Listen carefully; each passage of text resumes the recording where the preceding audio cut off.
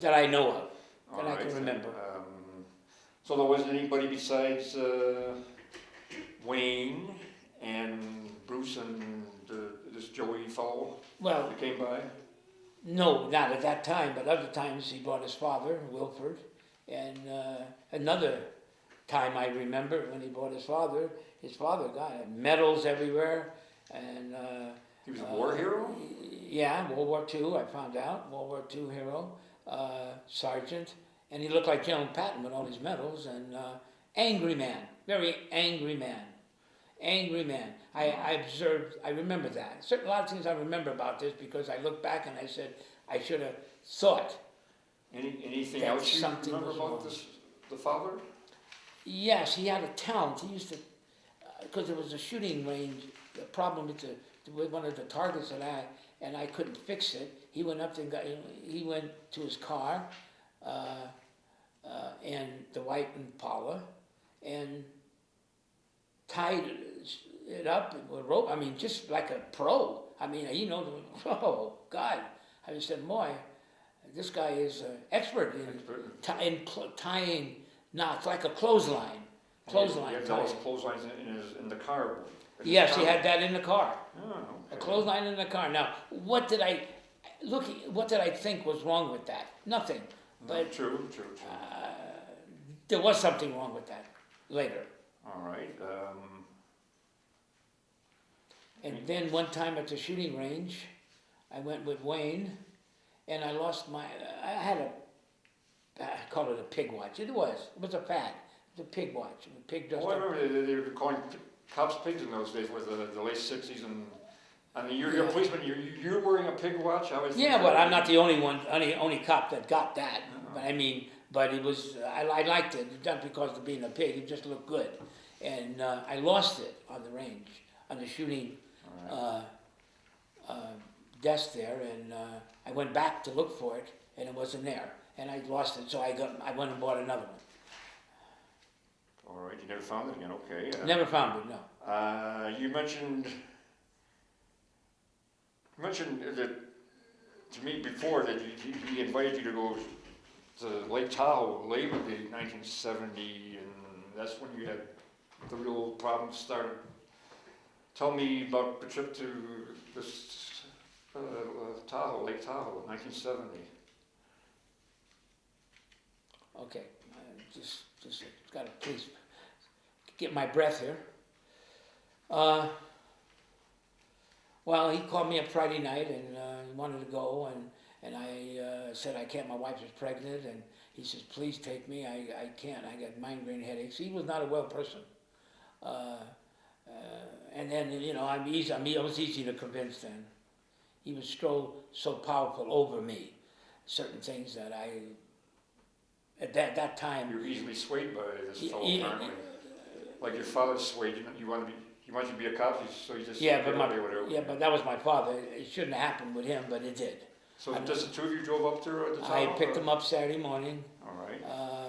Did you stay at one of the hotels? No. We drove, and I never been out of California before, so he had to give me directions to do this. I think we were on Highway 50, if I remember. It had to be Highway 50. It's the only way you can get there then. I remember. What town did you wind up in? You know what? I don't know. So it wasn't state line? It was not state line. No, and I was in California. So you don't know even what community. So there was what, a cabin or a house or something that you. I remember coming to a stop sign and making a right, and it was the third house to the right. And I was going to park in the driveway, but he told me to park out in the street. So I did. And so you went with my white Chevy. So you went in the house and that one chit chat or what did you do when you got inside the house? Well, he knocked on the door. I was standing right next to him, and somebody answered the door, and there was Bruce. The same Bruce from. Yeah, same guy from. You saw him waiting on Colma, and then all of a sudden there he is. And so the three of you were. No, there was another. There's someone else. There was another person, yeah. Who else was this? Who was this? A hippie girl. A hippie with girl. Bruce. Oh, that she was his companion, okay.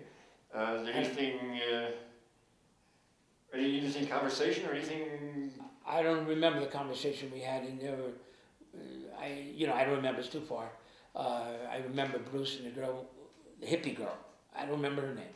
The hippie girl went out to get something to eat, and they came back, and we, talked, and a lot of them talked about me. Wayne was really impressed about me because my accomplishments I did, and he said to them, I would be chief of police someday probably in that small town. Which gee, I was scared. When he said that, it made me more scared because I didn't want to be chief of police because remember my father had enemies. Because my father's powerful man has enemies, and the enemies were going to come after me to get to him. So. So did anything particularly interesting happen that day?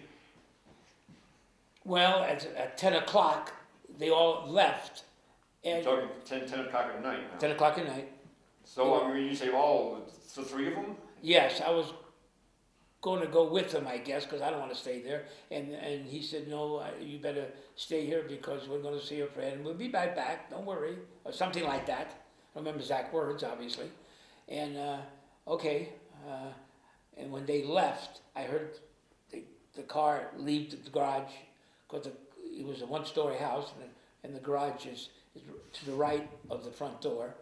And I never forget sitting in the couch saying, what the hell am I doing here? I felt, I don't know, I felt something was going to happen. What time did they come back? Well, I fell asleep on the couch. I got up about 12 o'clock and still nobody, they haven't came. I said, something happened. Something happened, that's the only thing I think of. Then I called my mother up. Remember, I'm close to my mother. And my mother I wanted to call my mother up to tell my wife that everything's okay.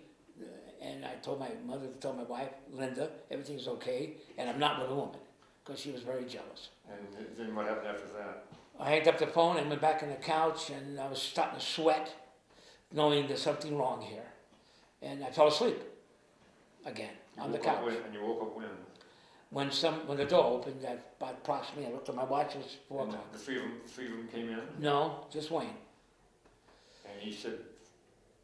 He never said nothing. He just opened the door and sat down. It was a long couch covering the living room. So he came back many hours later and without saying where he's been or what he's been doing, taking so long. He just sat in the couch. Was you curious where he had been? Yes, I was. And he had always got that grin on his face. And I got up from the couch after I sat down. I got up and says, let's go. Let's get out of here. My wife is worried. Going to be worried. Let's go.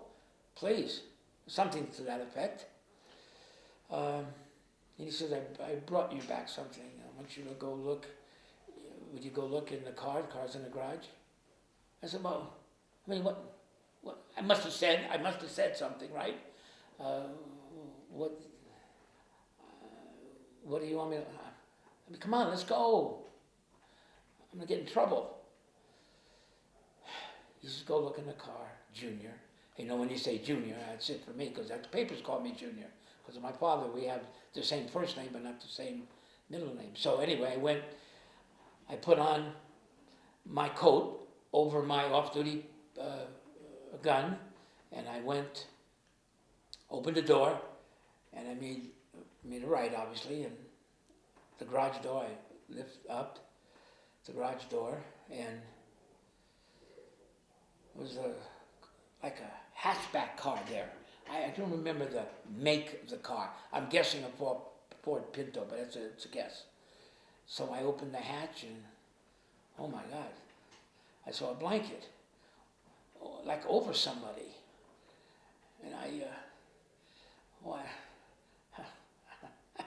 don't know what the hell, just more than scared, horrified, and I don't know what to do.